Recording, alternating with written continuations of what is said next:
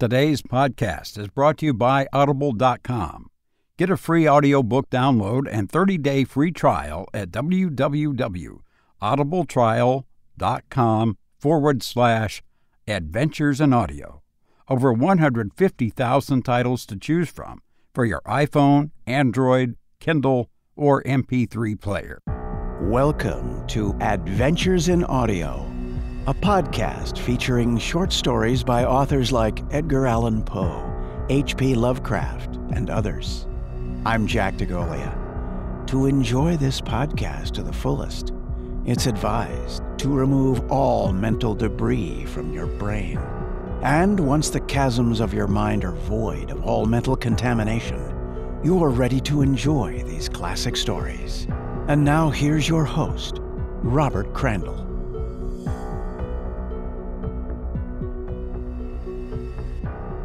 Greetings, dear friends. Thank you for listening to this podcast. I'm Robert Crandall, your host. On this podcast, I narrate short stories of the horror genre, including ghost stories, stories about murder and the macabre, from authors like Edgar Allan Poe, H.P. Lovecraft, and many others like Louisa May Alcott, the author of the story on this episode.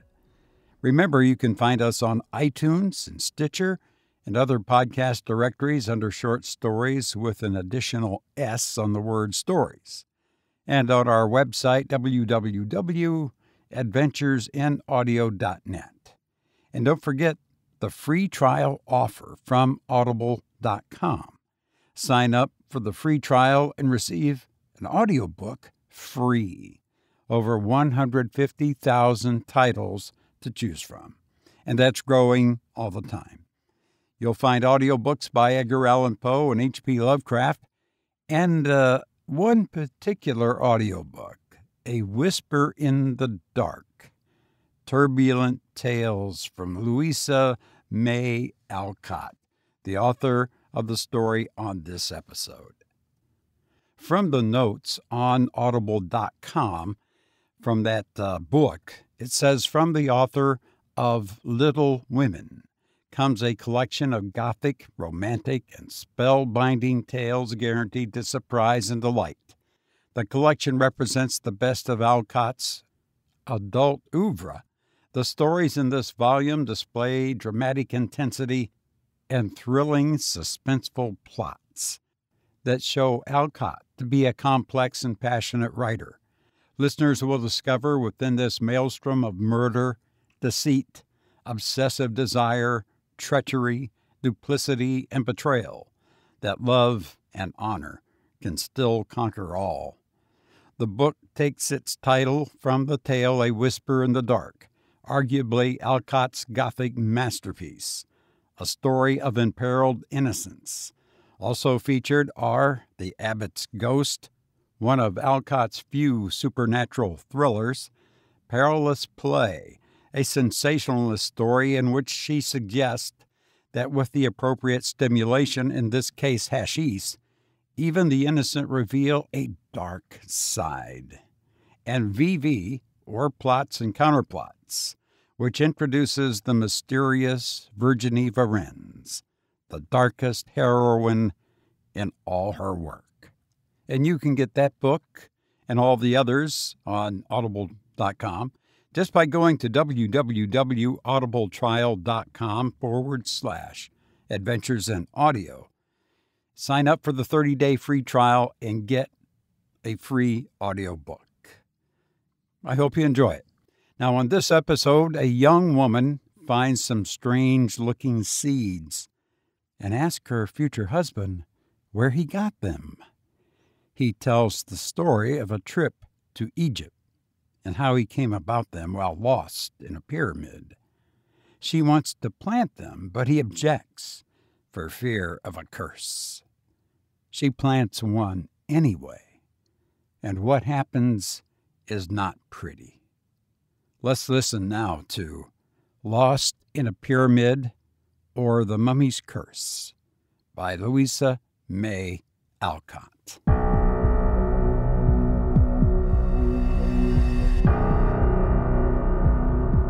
"What are these, Paul?" asked Evelyn, opening a tarnished gold box and examining its contents curiously. "Seeds of some unknown Egyptian plant," replied Forsyth, with a sudden shadow on his dark face as he looked down at the 3 scarlet grains lying in the white hand lifted to him. "Where did you get them?" asked the girl. "That is a weird story which will only haunt you if I tell it," said Forsyth with an absent expression that strongly excited the girl's curiosity. "Please tell it. I like weird tales, and they never trouble me. Oh, do tell it. Your stories are always so interesting," she cried, looking up with such a pretty blending of entreaty and command in her charming face that refusal was impossible. "You'll be sorry for it, and so shall I, perhaps. I warn you beforehand that harm is foretold to the possessor of these mysterious seeds," said Forsyth, smiling, even while he knit his black brows, and regarded the blooming creature before him with a fond yet foreboding glance. "Tell on. I am not afraid of these pretty atoms," she answered with an imperious nod. "To hear is to obey. Let me read the facts, and then I will begin," returned Forsyth, pacing to and fro with the far-off look of one who turns the pages of the past. Evelyn watched him a moment and then returned to her work, or play, rather, for the task seemed well suited to the vivacious little creature, half child and half woman. "While in Egypt," commenced Forsyth slowly, "I went one day with my guide and Professor Niles to explore Cheops. Niles had a mania for antiquities of all sorts, and forgot time, danger, and fatigue in the ardor of his pursuit. We rummaged up and down the narrow passages, half choked with dust and close air, reading inscriptions on the walls, stumbling over shattered mummy cases, or coming face to face with some shriveled specimen perched like a hobgoblin on the little shelves where the dead used to be stowed away for ages. I was desperately tired after a few hours of it, and begged the professor to return, but he was bent on exploring certain places and would not desist. We had but one guide, so I was forced to stay. But Jamal, my man, seeing how weary I was, proposed to us to rest in one of the larger passages, while he went to procure another guide for Niles. We consented, and assuring us that we were perfectly safe if we did not quit the spot, Jamal left us, promising to return speedily. The professor sat down to take notes of his researches, and stretching myself on the soft sand, I fell asleep.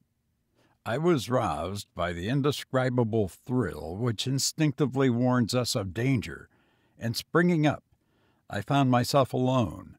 One torch burned faintly where Jamal had struck it, but Niles and the other light were gone. A dreadful sense of loneliness oppressed me for a moment. Then I collected myself and looked well about me. A bit of paper was pinned to my hat, which lay near me, and on it, in the professor's writing, were these words: "I've gone back a little to refresh my memory on certain points. Don't follow me till Jamal comes. I can find my way back to you, for I have a clue. Sleep well and dream gloriously of the pharaohs. N.N." I laughed at first over the old enthusiast, then felt anxious, then restless, and finally resolved to follow him, for I discovered a strong cord fastened to a fallen stone, and I knew that this was the clue he spoke of. Leaving a line for Jamal, I took my torch and retraced my steps, following the cord along the winding ways. I often shouted, but received no reply, and pressed on, hoping at each turn to see the old man poring over some mustic relic of antiquity. Suddenly the cord ended, and lowering my torch, I saw the footsteps had gone on. Rash fellow, he'll lose himself to a certainty, I thought, really alarmed now. As I paused, a faint call reached me, and I answered it, waited, shouted again, and a still fainter echo replied. Niles was evidently going on, misled by the reverberations of the low passages. No time was to be lost, and forgetting myself, I stuck my torch in the deep sand to guide me back to the clue, and ran down the straight path before me, whooping like a madman as I went. I did not mean to lose sight of the light, but in my eagerness to find Niles, I turned from the main passage and, guided by his voice, hastened on. His torch soon gladdened my eyes, and the clutch of his trembling hands told me what agony he had suffered. Come on, we're not far from the clue. I can soon reach it, and then we are safe. But as I spoke, a chill passed over me, for a perfect labyrinth of narrow paths lay before us. Trying to guide myself by such landmarks as I had observed in my hasty passage, I followed the tracks in the sand till I fancied we must be near my light.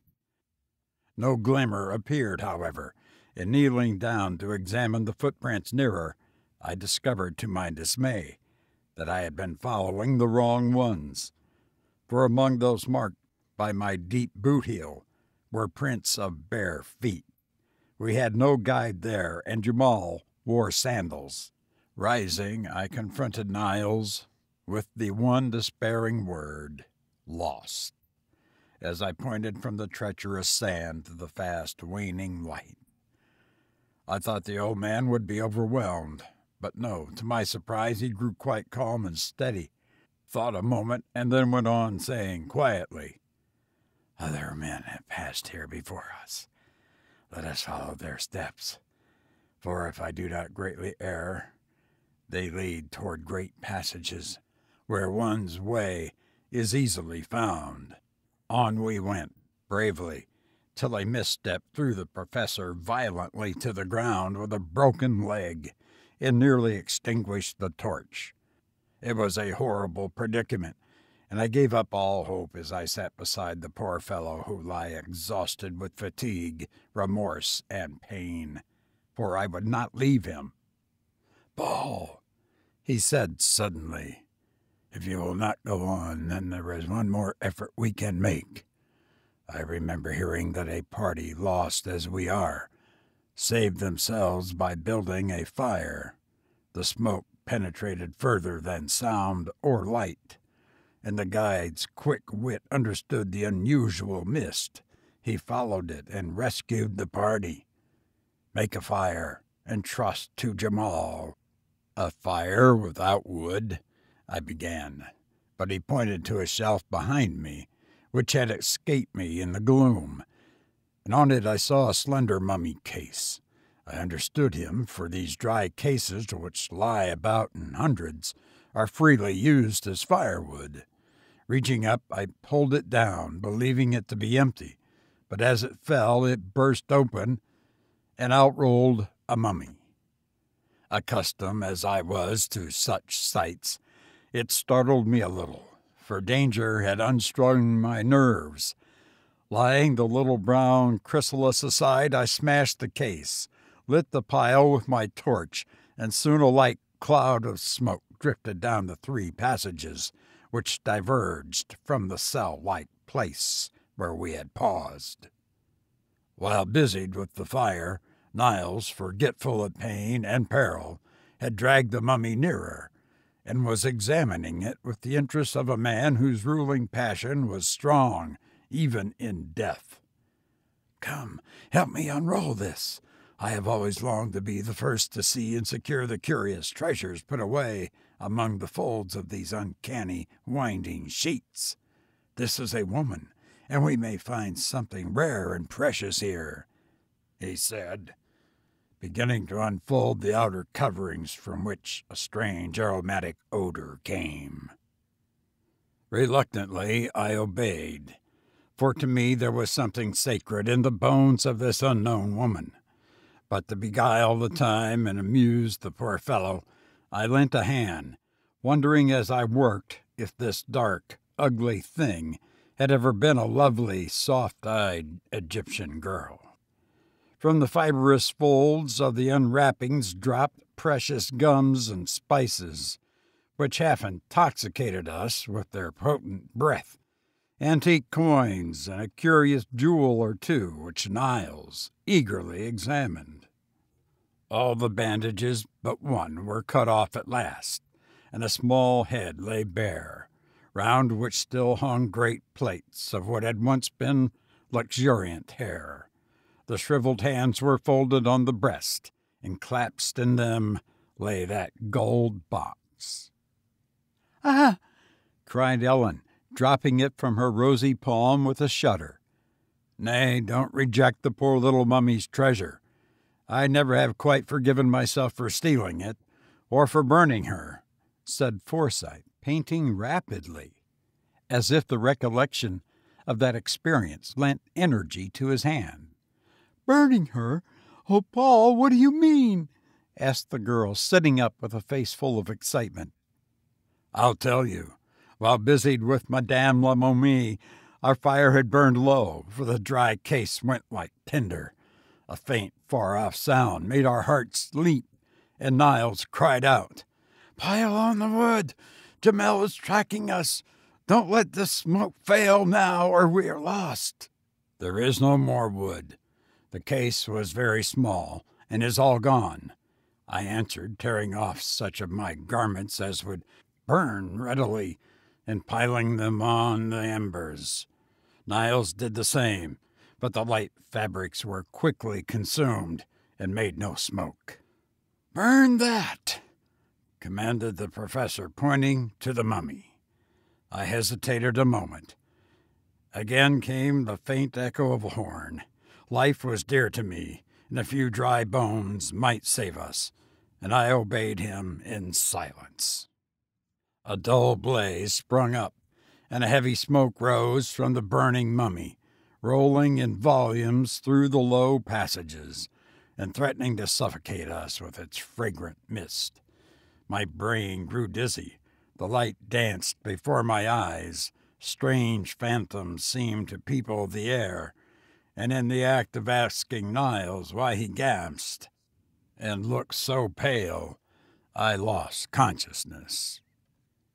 Evelyn drew a long breath and put away the scented toys from her lap as if their odor oppressed her. Forsyth's swarthy face was all aglow with the excitement of his story, and his black eyes glittered as he added with a quick laugh, "That's all. Jamal found and got us out, and we both forswore pyramids for the rest of our days."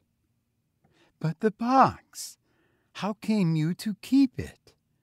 asked Evelyn, eyeing it askance, as it lay gleaming in a streak of sunshine. "Oh, I brought it away as a souvenir, and Niles kept the other trinkets." "But you said harm was foretold to the possessor of these scarlet seeds," persisted the girl, whose fancy was excited by the tale, and who fancied all was not told. Among his spoils, Niles found a bit of parchment, which he deciphered, and this inscription said that the mummy we had so ungallantly burned was that of a famous sorceress, who bequeathed her curse to whoever should disturb her rest. Of course, I don't believe that curse has anything to do with it, but it's a fact that Niles never prospered from that day. He says it's because he never recovered from the fall and fright, and I dare say it is so, but I sometimes wonder if I am to share the curse, for I have a vein of superstition in me, and that poor little mummy haunts my dreams still." A long silence followed these words. Paul painted mechanically, and Evelyn lay regarding him with a thoughtful face. But gloomy fancies were as foreign to her nature as shadows are to a noonday, and presently she laughed a cheery laugh, saying as she took up the box again, "Why don't you plant them and see what wondrous flowers they will bear?" I doubt if they would bear anything after lying in a mummy's hand for centuries, replied Forsyth gravely. "Let me plant them and try. You know wheat has sprouted and grown that was taken from a mummy's coffin. Why should not these pretty seeds? I should so like to watch them grow. May I, Paul?" "No, I'd rather leave that experiment untried. I have a queer feeling about the matter, and don't want to meddle myself or let anyone I love meddle with these seeds. They may be some horrible poison, or possess some evil power, for the sorceress evidently valued them since she clutched them fast, even in her tomb." "Now you are foolishly superstitious, and I laugh at you. Be generous. Give me one seed, just to learn if it will grow. See, I'll pay for it." And Evelyn, who now stood beside him, dropped a kiss on his forehead as she made her request with the most engaging air. But Forsyth would not yield.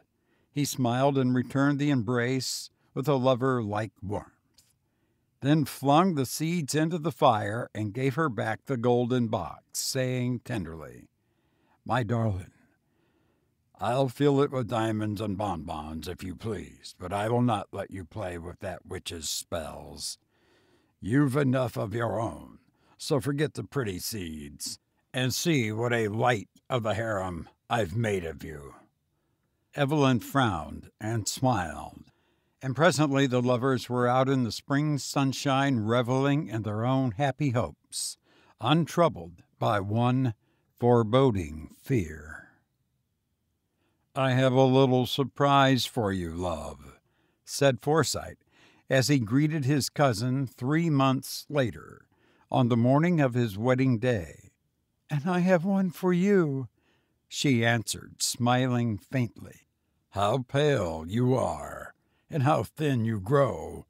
All this bridal bustle is too much for you, Evelyn," he said, with fond anxiety as he watched the strange pallor of her face and pressed the wasted little hand in his.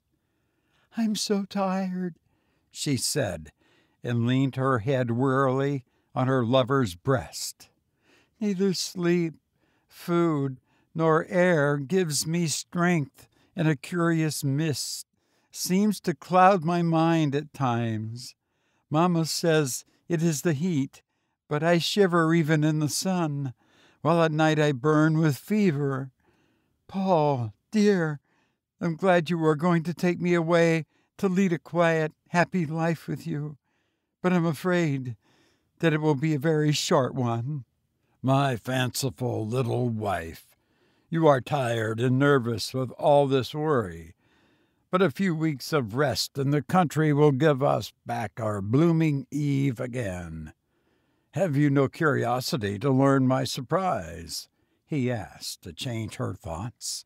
The vacant look stealing over the girl's face gave place to one of interest, but as she listened, it seemed to require an effort to fix her mind on her lover's words. "You remember the day we rummaged in the old cabinet?" "Yes," and he smiled, touched her lips for a moment. "And how you wanted to plant those queer red seeds I stole from the mummy?" "I remember," and her eyes kindled with a sudden fire. "Well, as I tossed them into the fire as I thought, and gave you the box. But when I went back to cover up my picture, I found one of those seeds on the rug. A sudden fancy to gratify your whim led me to send it to Niles and ask him to plant and report on its progress. Today I hear from him for the first time, and he reports that the seed has grown marvelously, has budded, and that he intends to take the first flower, if it blooms in time, to a meeting of famous scientific men, after which he will send me its true name and the plant itself. From his description, it must be very curious, and I'm impatient to see it." "You need not wait. I can show you the flower in its bloom," and Evelyn beckoned with a méchant smile so long a stranger to her lips.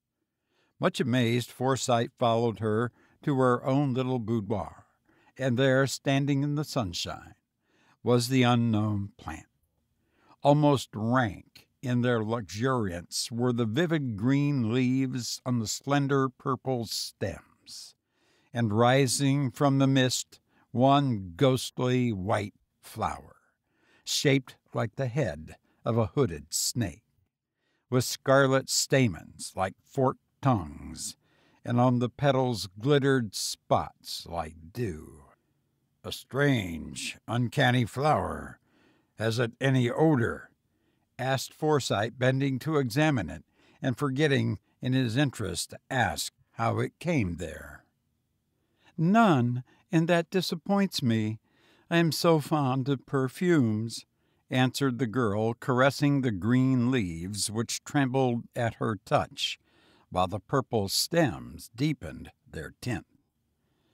Now tell me about it, said Forsyth after standing silent for several minutes. I had been before you and secured one of the seeds, for 2 fell on the rug. I planted it under a glass in the richest soil I could find, watered it faithfully, and was amazed at the rapidity with which it grew when once it appeared above the earth. I told no one, for I meant to surprise you with it, but this bud has been so long in blooming, I've had to wait. It is a good omen that it blossoms today, and as it is nearly white, I mean to wear it, for I have learned to love it, having been my pet for so long. I would not wear it, for in spite of its innocent color, it is an evil-looking plant, with its adder's tongue and unnatural dew. Wait till Niles tells us what it is, then pet it if it is harmless. Perhaps my sorceress cherished it for some symbolic beauty. Those old Egyptians were full of fancies. It was very sly of you to turn the tables on me in this way, but I forgive you, since in a few hours I shall chain this mysterious hand forever. How cold it is! Come out into the garden and get some warmth and color for tonight, my love. But when night came, no one could reproach the girl with her pallor, for she glowed like a pomegranate flower. Her eyes were full of fire, her lips scarlet, and all her old vivacity seemed to have returned. A more brilliant bride never blushed under a misty veil, and when her lover saw her, he was absolutely startled by the almost unearthly beauty which transformed the pale, languid creature of the morning into this radiant woman. They were married, and if love, many blessings, and all good gifts lavishly showered upon them could make them happy, then this young pair were truly blessed. But even in the rapture of the moment that made her his, Forsyth observed how icy cold was the little hand he held, how feverish the deep color on the soft cheek he kissed, and what a strange fire burned in the tender eyes that looked so wistfully at him. Blithe and beautiful as a spirit, the smiling bride played her part in all the festivities of that long evening, and when at last light, life, and color began to fade, the loving eyes that watched her thought it be but the natural weariness of the hour. As the last guest departed, Forsyth was met by a servant, who gave him a letter marked "Haste." Tearing it open, he read these lines from a friend of the professor's. "Dear Sir, poor Niles died suddenly 2 days ago, while at the scientific club, and his last words were, 'Tell Paul Forsyth to beware of the mummy's curse, for this fatal flower has killed me.' The circumstances of his death were so peculiar that I add them as a sequel to this message. For several months, as he told us, he had been watching an unknown plant, and that evening he brought us the flower to examine. Other matters of interest absorbed us until a late hour, and the plant was forgotten. The professor wore it in his buttonhole, a strange white, serpent-headed blossom, with pale glittering spots, which slowly changed to a glittering scarlet, till the leaves looked as if sprinkled with blood. It was observed that instead of the pallor and feebleness which had recently come over him, that the professor was unusually animated, and seemed in an almost unnatural state of high spirits. Near the close of the meeting, in the midst of a lively discussion, he suddenly dropped, as if smitten by apoplexy.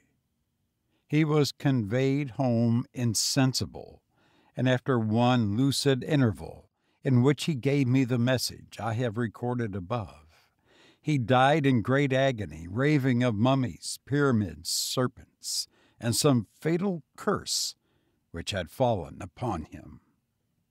After his death, livid scarlet spots, like those on the flower, appeared upon his skin, and he shriveled like a withered leaf. At my desire, the mysterious plant was examined and pronounced by the best authority one of the most deadly poisons known to the Egyptian sorceresses. The plant slowly absorbs the vitality of whoever cultivates it, and the blossom, worn for 2 or 3 hours, produces either madness or death. Down dropped the paper from Forsyth's hand. He read no further, but hurried back into the room where he had left his young wife. As if worn out with fatigue, she had thrown herself upon a couch and lay there motionless, her face half hidden by the light folds of the veil which had blown over it. "Evelyn, my dearest, wake up and answer me. Did you wear the strange flower today?" whispered Forsyth, putting the misty screen away. There was no need for her to answer, for there, gleaming spectrally on her bosom, was the evil blossom, its white petals spotted now with flecks of scarlet, vivid as drops of newly spilt blood. But the unhappy bridegroom scarcely saw it, for the face above it appalled him by its utter vacancy. Drawn and pallid, as if with some wasting malady, the young face, so lovely an hour ago, lay before him, aged and blighted by the baleful influence of the plant which had drunk up her life. No recognition in the eyes, no word upon the lips, no motion of the hand, only the faint breath, the fluttering pulse, and wide-open eyes betrayed that she was alive. Alas for the young wife! The superstitious fear at which she had smiled had proved true. The curse that had bided its time for ages was fulfilled at last, and her own hand wrecked her happiness forever. Death in life was her doom, and for years Forsyth secluded himself to tend, with pathetic devotion, the pale ghost who never, by word or look, could thank him for the love that outlived even such a fate as this. You've been listening to Lost in a Pyramid, or The Mummy's Curse, by Louisa May Alcott. If you've enjoyed the story, please share it with someone.